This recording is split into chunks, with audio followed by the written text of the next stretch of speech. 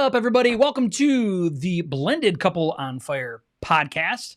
On today's episode, it's actually Change Your Thoughts, Change Your Marriage, and that's coming up right now.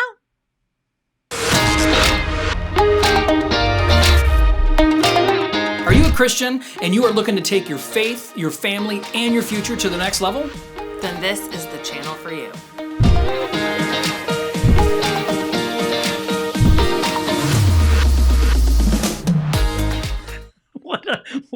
What trick?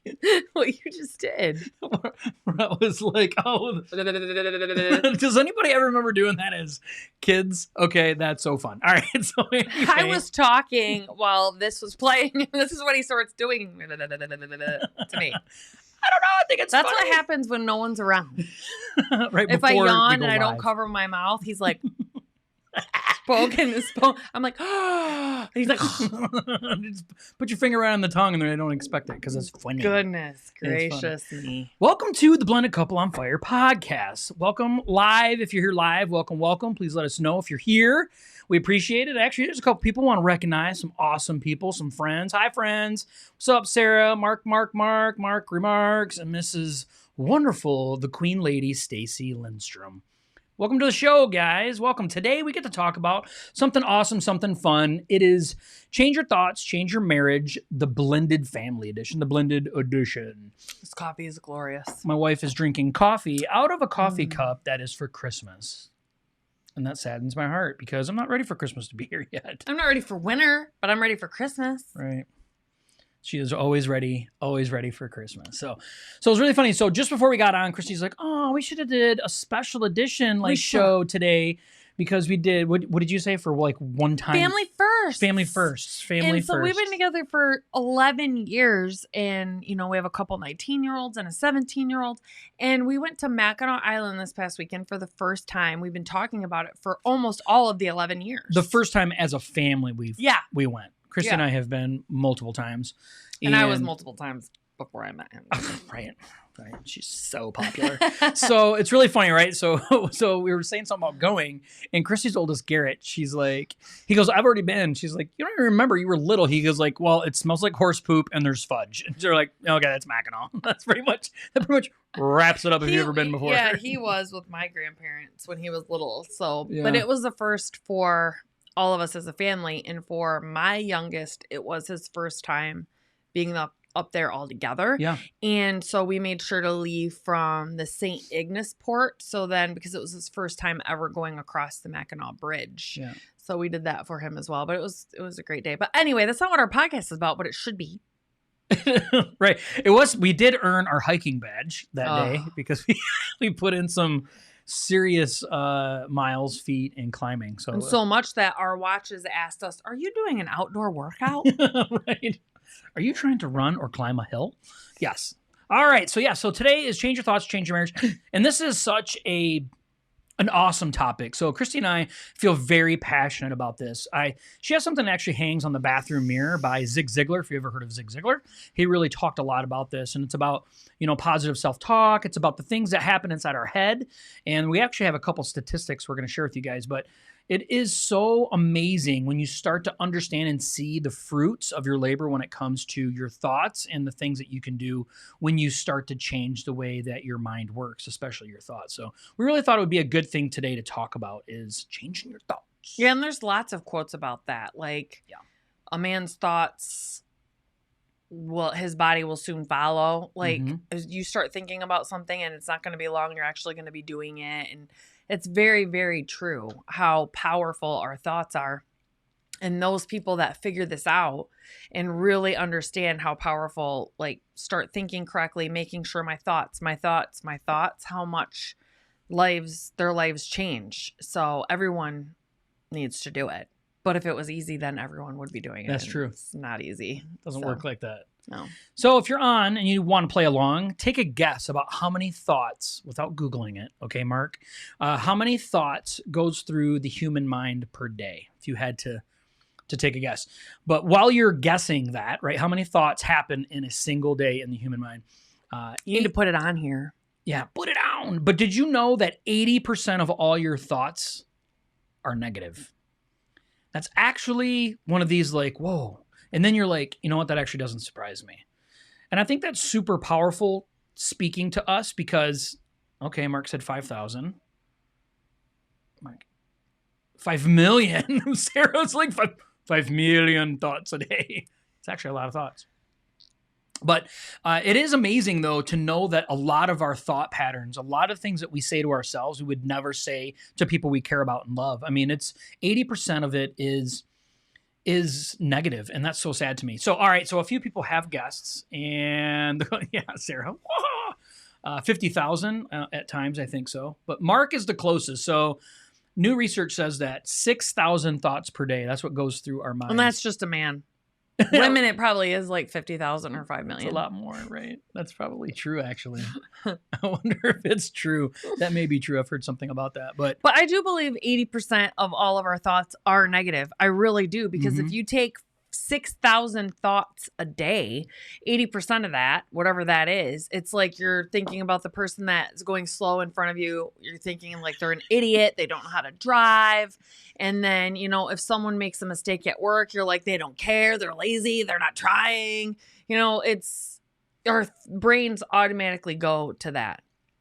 And so once we recognize that, like my biggest thing was when I wake up in the morning, what am I thinking about? Because you wake up in the morning and you're going in the bathroom and you're going to the bathroom and you're starting to get ready for your day. Yep. And if you actually start paying attention, my brain was just going to, I have to do this today and I have to do this. And I just was angry about it. But then I started paying attention to what I'm thinking about. And I chose not to think about that. Like, okay, what am I going to think about? Thank you, God, for this day.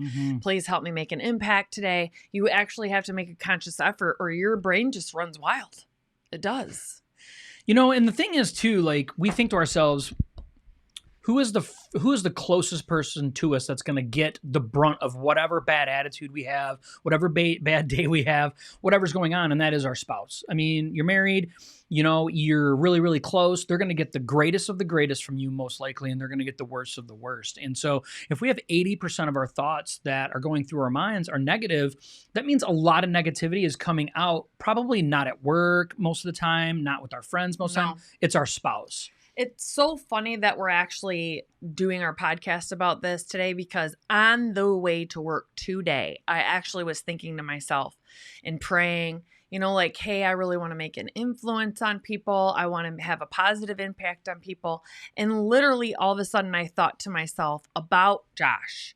Like, do I really think about wanting to be an influence to Josh? Do I really think that I want to be a positive impact on Josh? No. And that's how my spouse gets the brunt of my negative attitude because I'm wanting to go out, and I'm sure he's the same, want to go out and we want to make a positive impact. We want to be influencers for other people. We want people to be better when we leave them. And it's kind of like we're on, you know, we take that responsibility seriously. But then when we come home, we don't think about being that for each other. We think about like our responsibilities and our roles and everything that we have, our obligations, our schedule, but we're not making a conscious effort like, hey, can I be a positive impact on my spouse today? Yeah. It's not what we're thinking about. And I just was thinking about that this morning and praying about it actually. So it's funny. Yeah. So that leads us right into the very first thing. So we're talking about, you know, if we change our thoughts, we can change our marriage. And this is the very first point we want to make is you need to keep your thoughts intentional.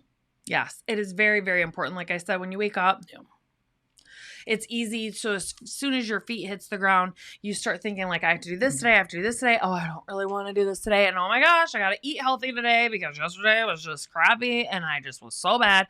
And your thoughts just go down this rabbit trail.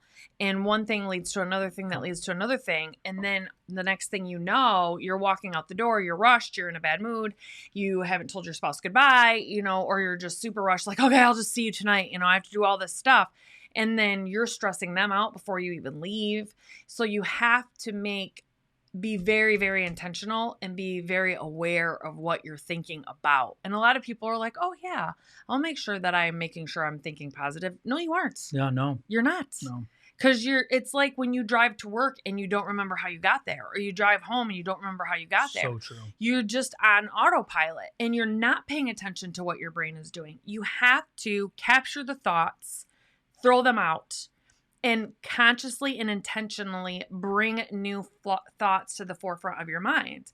And gratitude is the first thing that's going to be doing that. You know, like, what am I thinking about? God, please, you know, help me make an impact. Give me wisdom. Every day I pray, please give me wisdom. Please give me wisdom. Please give me wisdom. Open my eyes to what you want me to be doing, to the wife you want me to be, the mom you want me to be, the friend that you want me to be, please. And so you have to be intentional with your thoughts, because your brain is not under your control if you don't have it under your control. It's doing what it wants. It doesn't just shut off. If you're not thinking about your brain, it's not doing nothing. It's doing something. Yeah. Yeah, and that intentionality, though, is kind of an input-output thing. So the way that our thoughts are controlled is a lot of times it's from the outside sources. So we're turn the radio on when we get in the car in the morning, like she's saying, on the way to work. What is it that we're turning on? You know, whether it's in, bad, or indifferent, is it intentional, though? Are we making sure that we're inputting things into our mind, even if we're just having it low and in the background? You know, are we being intentional with whatever it is? So, you know, Christy has something that they do at her work where they each week, you know, each person kind of takes the 5 days of the week and they have to put out kind of an inspirational, motivational style video. And then they kind of talk about it that day. She could probably tell you a little more about it than that. But I like when it's her week, even though I'm sure it probably gets tiresome after a while, but it's nice because she'll lay in bed at night and she'll play through these videos. And the videos are playing while I'm watching TV, but it's really amazing how I've trained my brain over the years where I start to lean in more to what she's listening to and watching than I am about what's on television. And I can be fully immersed in what's on TV at the time, but my mind automatically drifts because of the intentionality, because I really try to force those things on my mind every single day. And it really starts the way our thought processes work, but because we're being intentional with it. What I've noticed about, so when Josh and I first started, I mean, he started getting into the motivational videos like a year before I did. And we've both been on these kicks for years about listening to books, listening to speakers, Tony Robbins, Gary Vaynerchuk, Zig Ziglar, Brendan Burchard, Simon Sinek, all of these people, pastors too, Stephen Furtick, Rick Warren, all of these people that are good motivational, inspirational speakers. And if you aren't intentional when you're listening to these videos, like when I first started listening to one of them, I think it was Tony Robbins. I'm like, I can't listen to him. His voice is annoying, you know, but as soon as I switched my mind to be like, he is a very popular speaker, one of the highest paid, most worldwide known speaker. Why? There has to be something good in that I can pick out, something of value, something that can make me grow as a person. And what I've noticed a lot with these videos that the whole team has to watch is a lot of the girls, when we're talking to them in the morning, they're like, oh, I didn't like this one. I can't keep my attention. And that's a common theme, a lot more so than not. And it's weird because I'm like, it is not that way for me for any of the videos. Yes, I like some of the videos more than the others, but I'm always excited because I can always usually pick out something from the video that speaks to me that I need a reminder about, that I need to get better about. There's always at least one thing, always, without fail. And you have to train your mind to be able to do that. You have to be intentional about it and not just be like, nope, it's boring. It was too long. It was 10 minutes. I looked how long it was. It was dumb. You know, like, okay, listen into it until you get something out of it. And if that takes you the whole 10 minutes, well, if it takes you 2, you better get something quick then. Right. So today is a fine example for me, right? So I'm in a final stretch of my semester at school. I have a lot of stuff due, and I allowed today to overconsume me in the amount of negative stuff that I don't want to do that needs to be done, that I have not been concentrating on a lot of the positive things like my spouse, right? So Christy comes home, she's in a good mood. I mean, it has nothing to do with her day, to be completely honest with you guys. I've seen her have really, really rough days and come home and have an amazing attitude. And I think I can hear a theme personally as her husband. Like this morning, she started it off on the right foot, right? She started talking to God, saying, God, really help me, direct me, to be positive and, be encouraging to my husband. And she has been. And I am in a bad mood today. And I know why. And I have not been intentional with my thoughts. I have not been intentional. Like today's 24 hours a day, there's 24 hours in this day, whether I like it or not. How I spend those 24 hours, I still have to get the same amount done. I can change the way that I think about it, though. I can I can change my perspective on all of the garbage that I have to complete today, whether I like it or not. It doesn't matter. I have homework. I have to do it. It doesn't matter. I'm completing it, right? You have to get up and go to work. You have to do it. What's going to make the difference at the end of the day every single time, especially when you come home and you lock eyes with the person that is supposed to be one of the most important people in your life, is the way that you've been intentional with your thoughts throughout that day. And that's hard to do. And you miss days. But the idea is now today we're doing this. I'm learning something. My wife is teaching me, like, she went and had a rough day, I'm sure, at work, right? But I'm not hearing about it.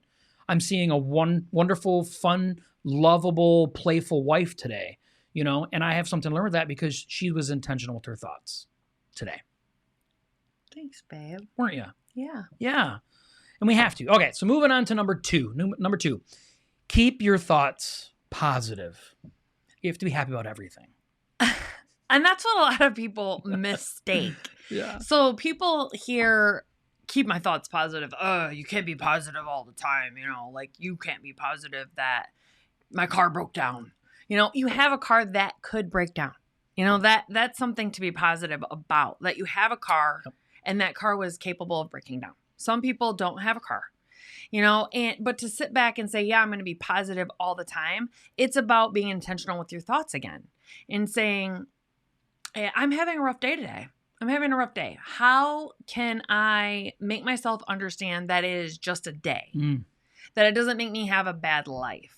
What are things that I can be grateful for right now in this moment? That I have a job, and you're not being unrealistic for yourself. You're changing your perception on it, which then actually helps you open up creative fibers in your brain, and you can come with solutions quicker to problems, to bridge gaps with people, and honesty and loving correction with the people that you go out with throughout the day, and accepting that even for yourself too is huge. So when you do that with your spouse, it's like, okay, how can if he's having a bad day today, instead of just saying like, oh my gosh, he's having such a bad day, he never pays attention to me. He never. Because that is a fault of mine, is I use them terms. And if you Google stuff like that, people that use those terminologies usually aren't in touch with actual day-to-day things. And I have a really bad problem using those, like saying you never. Yeah, infinite terms. Or always.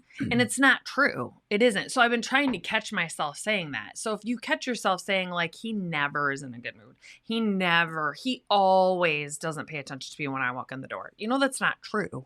So if you remind yourself, okay, he's just having a bad day today, and how often I have a lot more bad days than he does, so he's allowed to have those, and how can I support him today in that, and make my thoughts positive about my husband when I come home from work, instead of me going, and it's easy, instead of me being like, I don't know what he has to complain about. He's been here all day. He hasn't had to leave the house. He looks like he's comfy. I had to get up, dress up, show up, be out, have to deal with a whole bunch of people, helping them make stupid decisions, get over stupid decisions.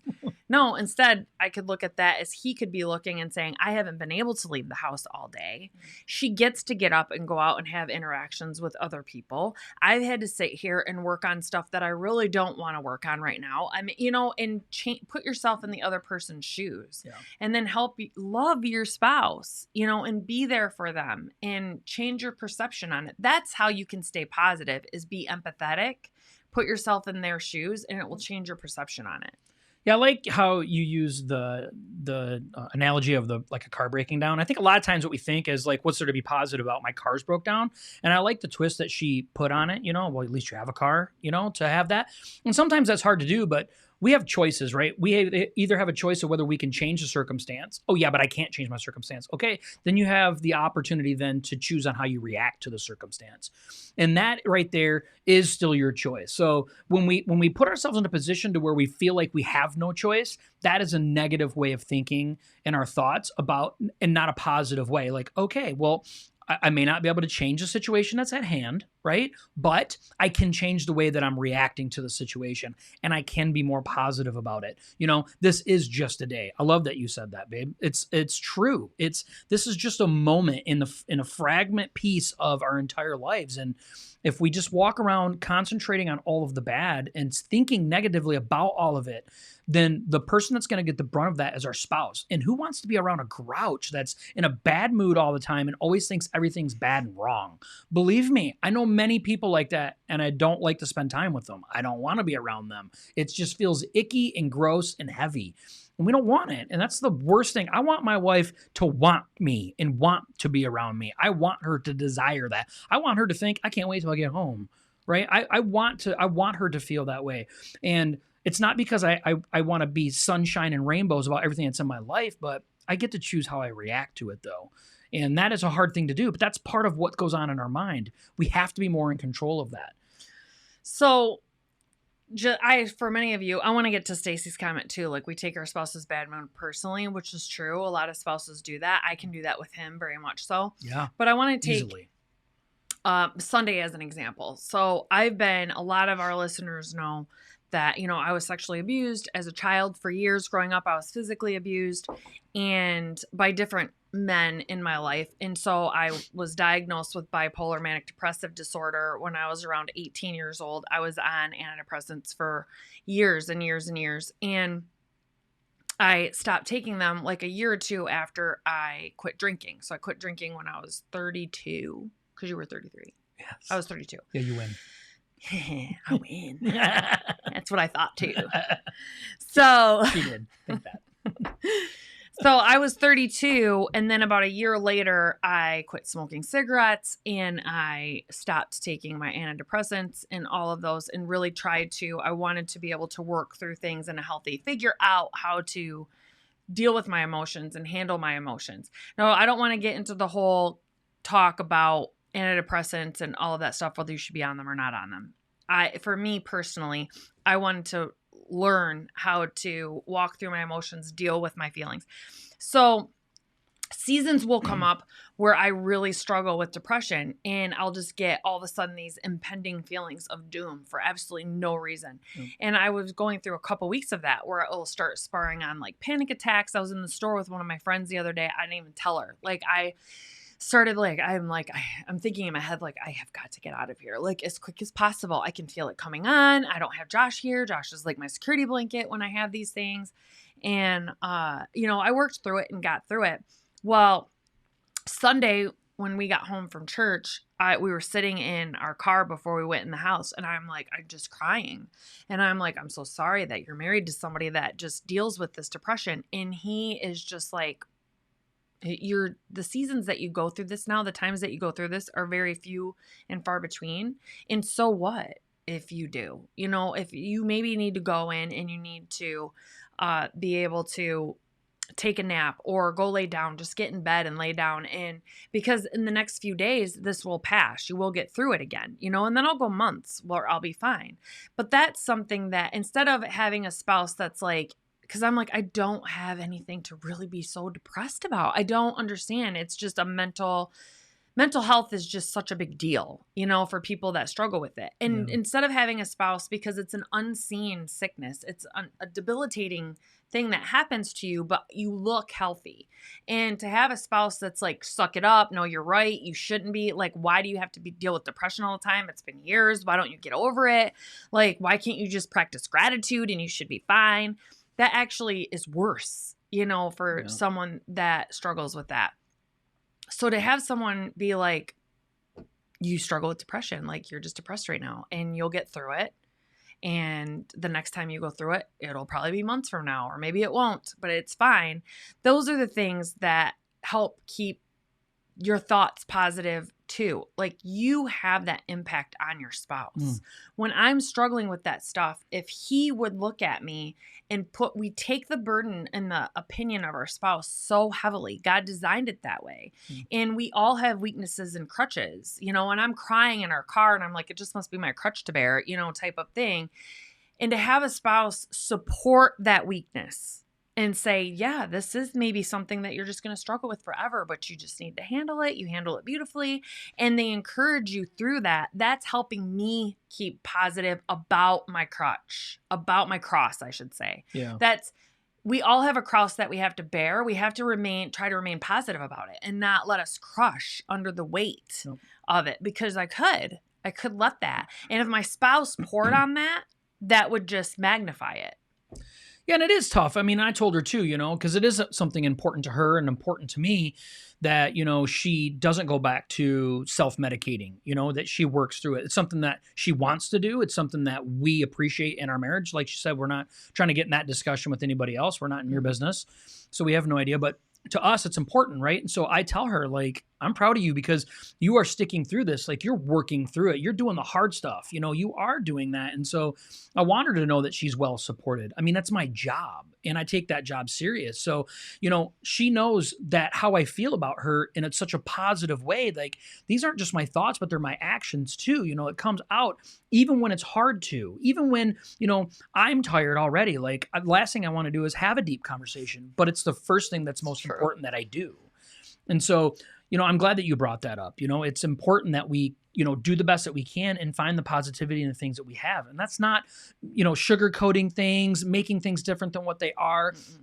It's still taking the high road and making a choice. And that's something as Christians that's really hard for us to do, because we usually seem to go far the other way, where we try to make everything positive, when in all reality, we're not recognizing any of the bad. And that's a dangerous, dangerous place to go.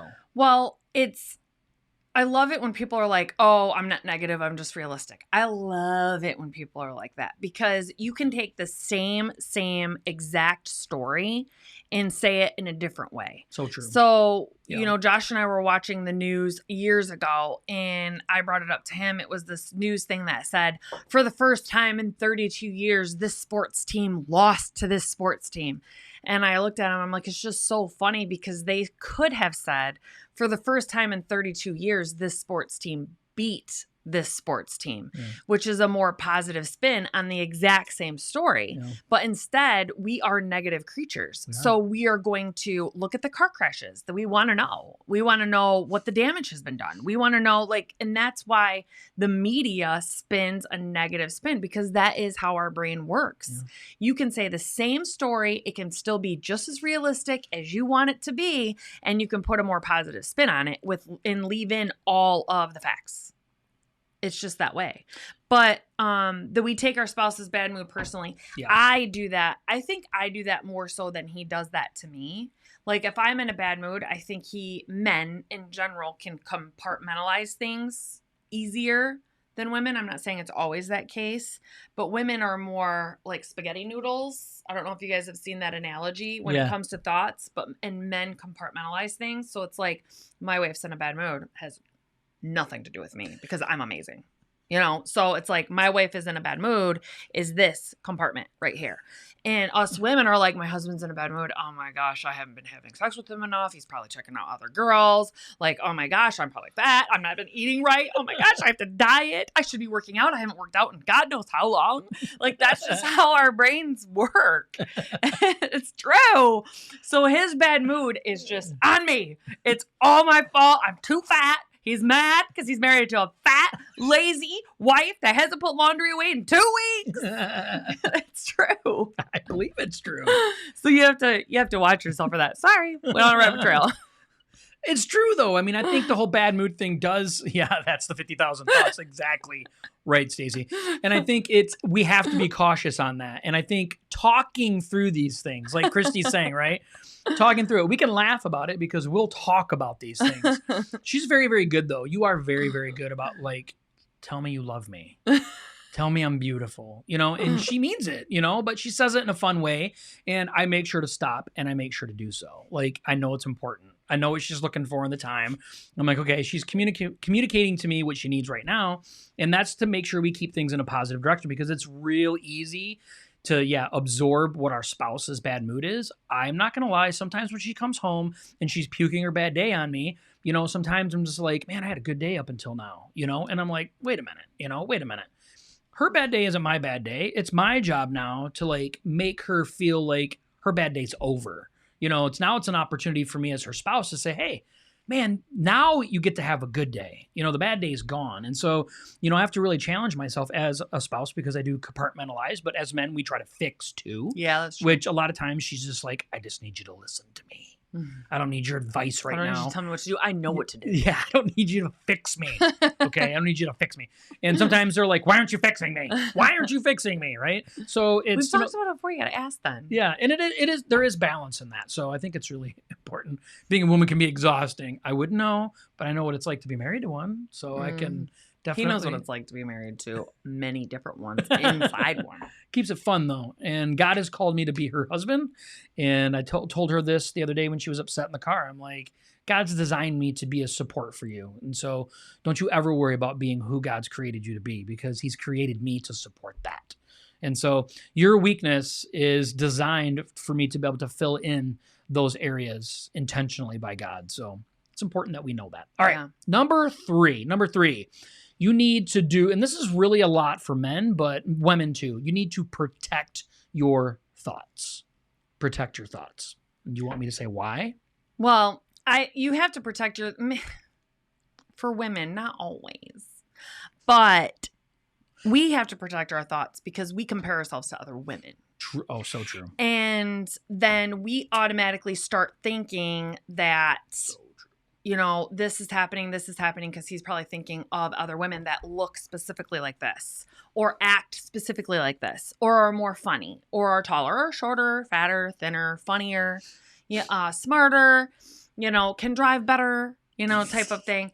And we do. And so you have to protect your thoughts to say, because that will start making you distrust your husband for no reason at all. You'll start questioning things that he's doing, which will start putting a wedge in your marriage that doesn't even exist. So true. At all. Yeah. So you have to protect your thoughts. Now, some women do. We were talking about this a couple weeks ago. Some women do like really check out other men. It is fewer and farther between than men, I feel. But a lot of times women start doing that because their man does that. And so they know that they can't change their man. So they're thinking in their head deep down, if he's going to do it, then I'm going to do it. Which doesn't help the marriage at all. But they feel better inside themselves because they feel like they're getting back at him. Like, okay, I can find guys that are hotter than you, look better than you, work out more than you, or funnier than you. And so they start doing that, and then it just allows yourself. So you have to protect yourself to not do that. Two wrongs don't make a right. It goes back to, I don't know, before Christ, probably. Right. And so you have to make sure that you're protecting your thoughts. But mainly as women, you have to stop comparing yourself. I was in Sam's today. I had to go to Sam's at work, do a quick run. And I'm walking through Sam's, and I swear to God, there is a supermodel walking through Sam's. And my first thought, like, she's super tall. She has super long dark hair that like goes past her butt. She's probably, 18 years old. She's never had a child in her life. That's what I told myself. She's like this big. She's wearing a short little crop top. She tans like she's like the color of this table. And she's very pretty though. Very, very pretty. And I'm walking around and my first thought was, thank God Josh isn't with me. Oh my gosh. That is and he doesn't know this story. That's why he just said that. No. But that's my first thought. And then I'm like, oh man, I wish I could be that skinny. My hair's not that long anymore. I wish my hair was as long as hers. We start comparing ourselves to that. And then I have to catch myself. And I did. I caught myself and I'm like, first off, I'm a woman in my 40s. I'm successful. I am a good person. Like, I am a good person. And you're fine. And I don't mean successful, like career doesn't make you successful or not. What type of person you are. And that, like, I am a success to me over the things that I've overcome and how much I love God and how much I try to be a better person every day and make an impact on people. And I'm there on a purpose. Like, and my purpose in life is I don't need to get distracted by comparing myself to other people. So true. I'm here for a purpose, and I'm not going to allow that to happen. So women, it's very, very important. I went on a huge tangent about that. I'm really sorry. No, that's good. That's protecting your thoughts from the female perspective. Yeah. And for a guy, I always look at it like Hansel and Gretel as guys, right?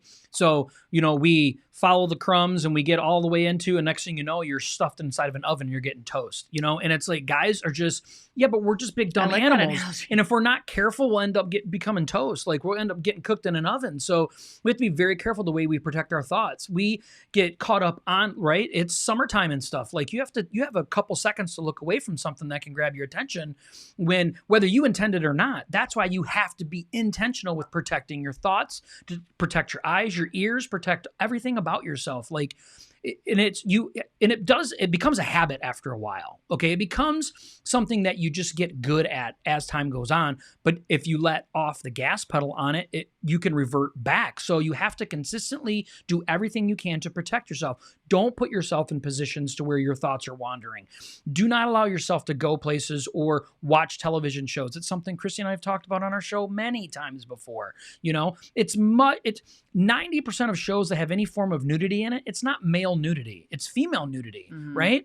But my wife isn't like, well, I'm sorry, you can't watch this. It doesn't faze me any. No, she understands the value in protecting her thoughts and my thoughts. Like, we just don't gauge ourselves towards those things. It actually upsets me because I'm like, there's a lot of good movies that they just throw in these stupid sex scenes that have nudity in it for no reason at all. And I'm like, I can't even watch those movies anymore, which really upsets me now. When you have to protect your ears too. And protect your ears, of course. Like right? if nothing's even in front of you, but if guys started talking about like, oh, I went to the strip club the other night, and that can send your mind wandering. It can, but the point is if we want to be of value, if we want the things that come out of our mouths and the way and our actions, if they want them to be of value to our spouse, we have to really, really do everything we can to protect our own thoughts. Which I believe there's a saying that says about building a wall, like defense is some of the best offense, about building a good wall in defense is some of the best offense you can have. And that is intentional when we come to our thoughts and protecting them. Well, correct me if I'm wrong, because I don't know, because I've never been a guy either. But when you talk to, because Pastor John talks about this all the time, where he's like, the 1 second rule, where you see something and you have to look away. But even if you look away, protecting your thought is you're not looking anymore. So then you're like, man, that girl was like really fine. And you start thinking about it instead of doing that, because that could still lead you down the wrong path, I would think. Instead, you look away and you should start thinking about like how grateful you are about your marriage, how attracted you are to your wife, everything that your wife does for you. And you have to start reminding yourself, then allowing you, even for that 1 second, that look that you had before you could turn away, to start fantasizing, because you could. Yeah, of course. Yeah. That's why it's so intentional with the thoughts, right? It's not just the eyes is the gateway. The ears is the gateway to these things. And then it goes into your thought pattern, just like Christy's saying. And I don't know about women, but it is for guys, right? Because that's the way that we're designed. And so we do things by visually, by looking, right? That's why I love to look at my wife. I love the way she looks, right? I love that. So I have to be careful that I'm not looking and then obsessing or thinking about the things that did happen.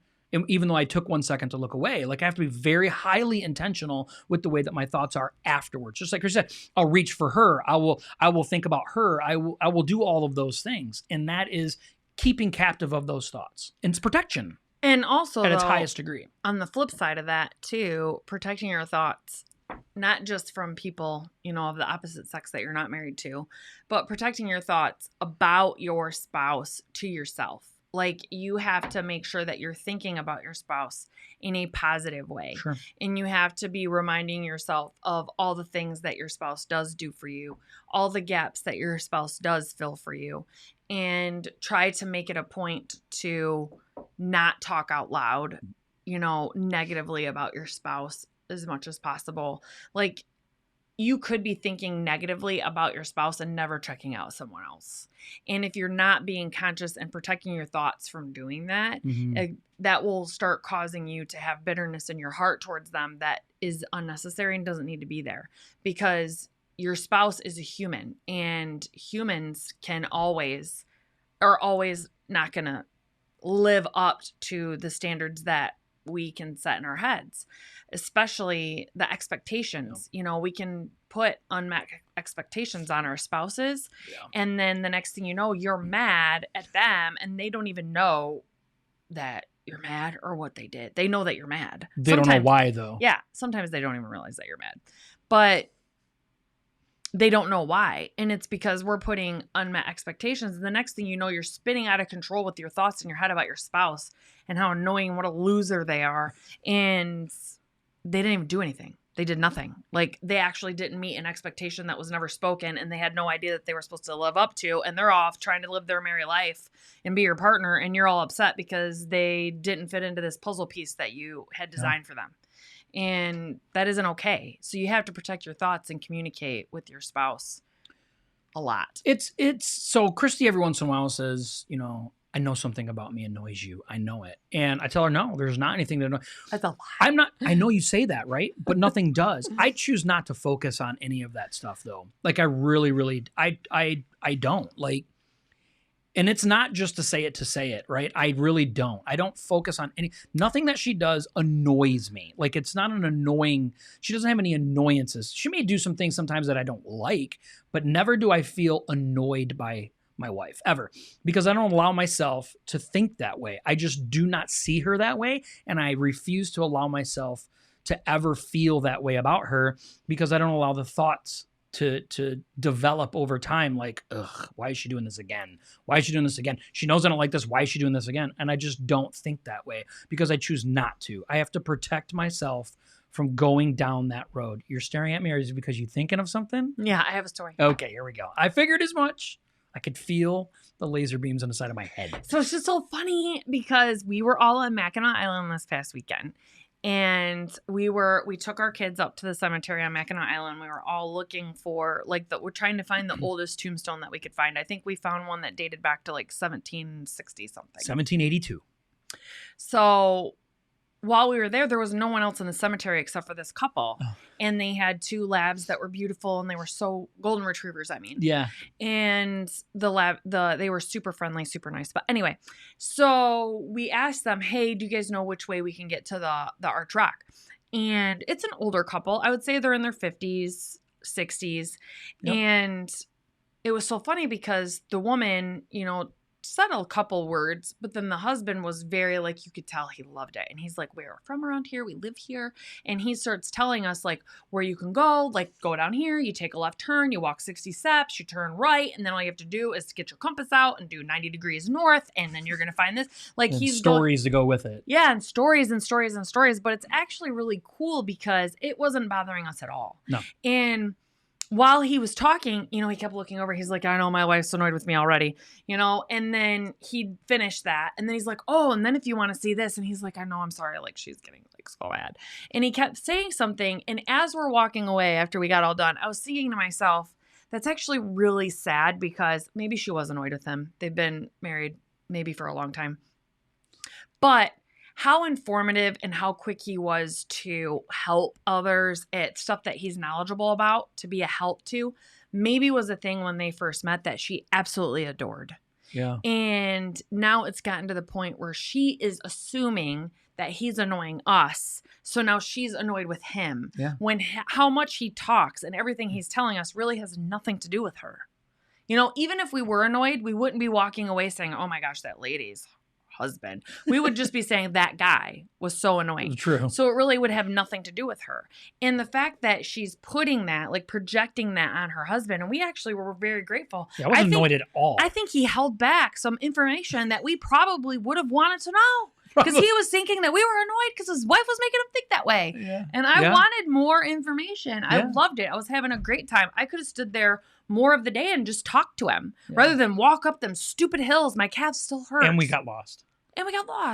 And my calves still hurt. It's Tuesday. They hurt. So it's true, though. And I like how you said, you know, in the beginning, maybe, you know, what she used to adore that about him. And then she became annoyed. So now she projected onto him. And now he assumes everyone thinks that he's annoying. And that happens with us. I'm going to tell you what it is. Okay. We always say after we get done meeting somebody new, a new couple, we say this every single time. We talk too much. I'm sure these people think we're super annoying. But never, not one time has anybody ever said, man, you guys never shut up. And I've never heard from a third party where these people are like, oh my goodness, man, them grow cheese. They just like talk and talk and talk, and they're so annoying.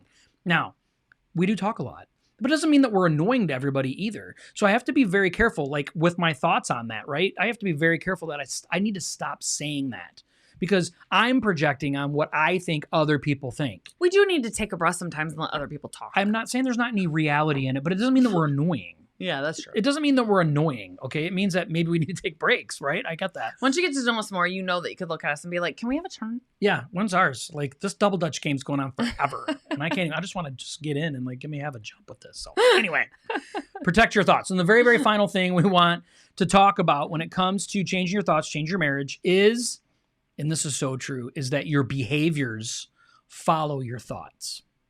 They do, and they will. They will. And it's proven. And I heard a sermon one time even, and I'm like, man, that is so true. I'm like, and it's okay. I got a personal Thank story. Thank you, Stacy. Sweet. I got a personal story. Oh, so when we're trying story. to eat well, and we do so well for like a month, like I'm actually 3% of our life. I'm actually better than him when it comes to this, only because Josh likes to break the rules. Josh is flexible, and Josh is like, we could do this one time and then jump right back on. It will be fine. And it would be fine if that is really what we do, and we don't. So I'm the person that's like rigid. I'm like, no, we are on it. We've been on it for a month. We get no breaks, no ice cream ever again, ever. For our like life. No chip. You can't even have one, and it wears down, and eventually you start thinking about the ice cream, especially in the summer. I'm like thinking about the New York cheesecake blizzard from Dairy Queen. Nothing is better to me besides Mint Moose Tracks. Okay, those two things. And you start thinking about it, and you're like, oh, I can't have it. I can just think about it for a little bit. It's fine. Eventually someday I'll be able to have it. And then you think about it the next day, think about it the next day, think about it the next day. Eventually, you're going to get ice cream. It's going to happen sooner than 6 months from then. It's going to happen sooner than 2 months from then. It'd probably happen within the month. And it's the same thing in your marriage. Like if you, Mark's like, crap. No, I want ice cream. It's true though. But if you make a conscious effort about it, so it's the same way in your marriage. Like if you're on a diet, you're trying to eat healthy, and you put the work in and the time in, and you try to look for something that you could eat, you can find good alternatives. Like Josh went to the store the other day. He found keto yogurt, and it actually is a pretty good sized cup. It's not one of them cups. Literally, for a person like me, you take a large spoon because I have a big mouth. So you take one large spoon bite, and the whole cup's empty.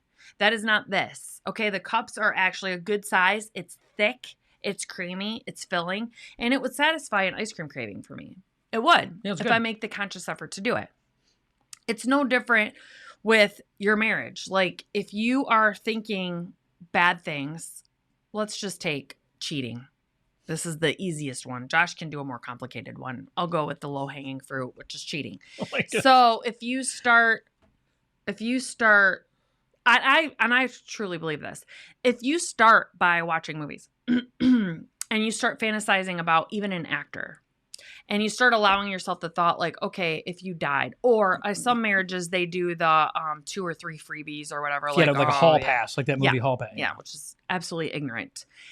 So you start allowing yourself that. Eventually, once people are married 30, 40, 50 years, it's going to turn into, okay, I can look but not touch for real human beings that I see on the street. And then eventually it's going to turn in, okay, to a person I run into all the time, I can just flirt with them. It's going to be no big deal. And then that's going to turn into, oops, I fell. Now they're pregnant. Type of thing. Maybe they don't get pregnant.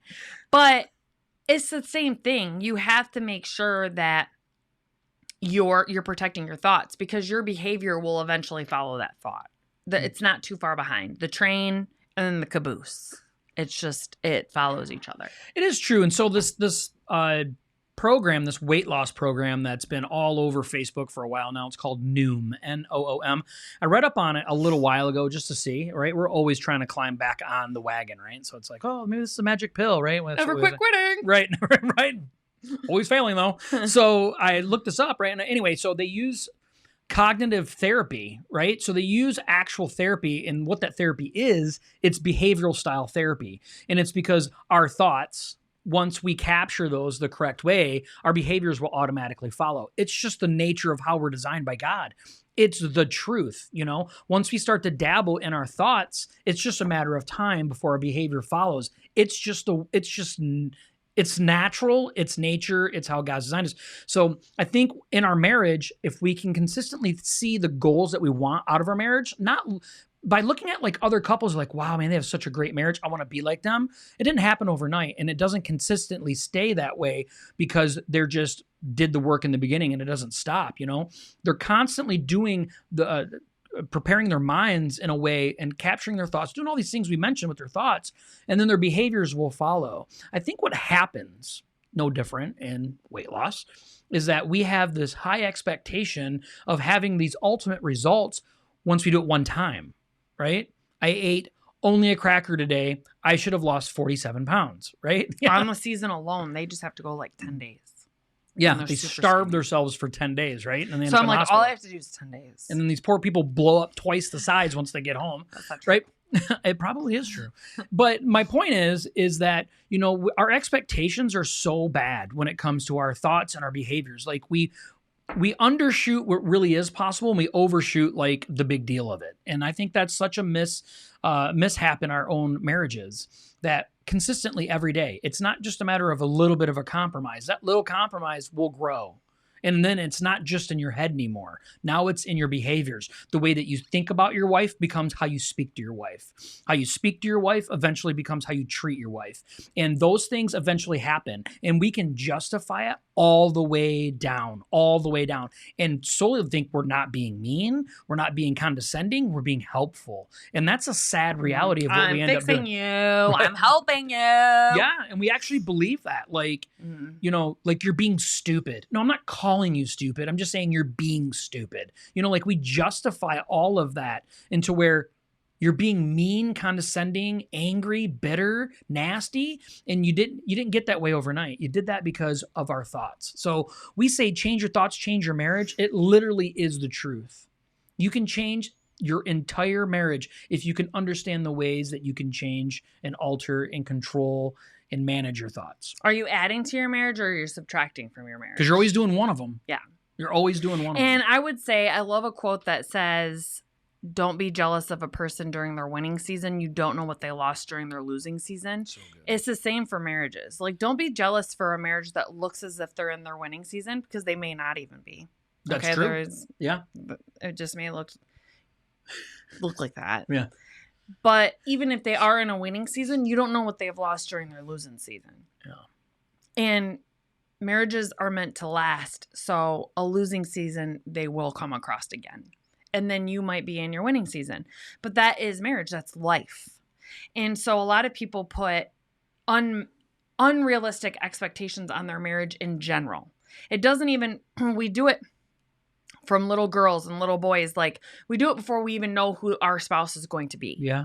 And it's like you envision like, oh, I'm going to have this partner forever, this perfect best friend that I get to live with, and we get to do life with, and we get to do everything amazing together, which is not life. Like, life knocks you down. It swipes your feet out from under you. Yeah. And your marriage is going to be that way too. Your marriage isn't like this force that's never going to be touched by life, because you're individuals too. Mm-hmm. And it's like you are going to get diagnosis that you don't agree with, or, you know, cancer diagnosis that you guys have to fight through. You're going to lose jobs. You're going to have, your kids are going to, you know, disrespect you and go through teenage years. Like, you're going to have these things that come up, and that is life. So your marriage is going to go through downs and it's going to go through ups. Yep. And as long as you guys are saying like, hey man, we're really down right now. What can we do to make sure that we stay tight in this just very hard season that we're going through? You have to do that. You have to talk about where your thoughts are. On the show This Is Us, I love the black couple. I forget what their name is now. Randall and his wife. But they do this thing in the show This Is Us that they're like, before they go into a situation they're kind of nervous about, they both look at each other and they say like the worst thing possible that they are thinking could happen. Yeah. And she'll be like, okay, this, and this. And he's like, whoa. And then he's like, I was thinking this, and this. And she's like, yours wasn't that bad. You know, type of thing. But that makes it fun. and it's honest. And I know it's a show, but some things that we can There's say, value like out of that. we can be honest with each other. Like, okay, if we keep down this path, this is what I'm worried that's going to happen. Yep. Okay, and it actually makes you closer if you are more honest with where your thoughts are going. So you're ready for the blended edition of this, okay? And we can summarize all of this because all of this applies to every marriage. When you're in a blended marriage, you might as well times 2 all of this. Okay? Because the majority of people that ended up in blended families came from some type of broken relationship. And you're carrying so much baggage. So you're already assuming bad things about your spouse automatically. You're gonna fail me eventually someday. Yeah, you're gonna fail me. You're talking to me the way my ex used to talk to me, so your intentions must be the same. I mean, we have all of this baggage that we carry forward. Or we think, like, he's probably thinking that I remind him of his ex of this.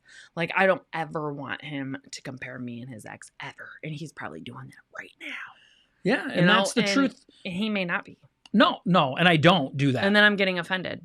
Yeah, exactly. From him doing nothing. Exactly. So my point is that's why the intentionality of our thoughts makes such a difference, especially in blended families. We've shared it before on other shows. It's like over 75% of second marriages and beyond fail. Especially if they have kids. They fail. And why? Why? It's because we're not breaking the patterns of the past.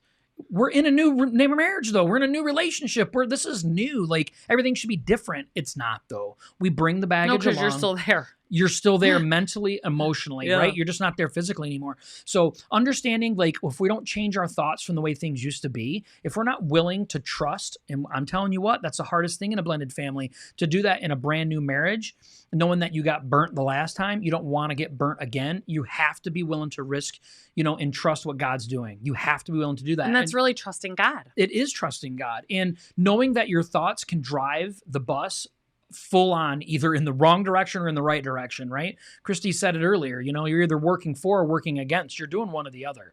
And so knowing that you're in a blended family, knowing that you already have the odds against you, don't add to that by continuously following your negative thoughts, not protecting them, doing all of the raw things with the way that in your mind is. Just because your actions are one thing today, if your thoughts keep up, it's just a matter of time before this marriage fails too. So, we want to encourage you. Blended families, non-blended families, marriage is sacred.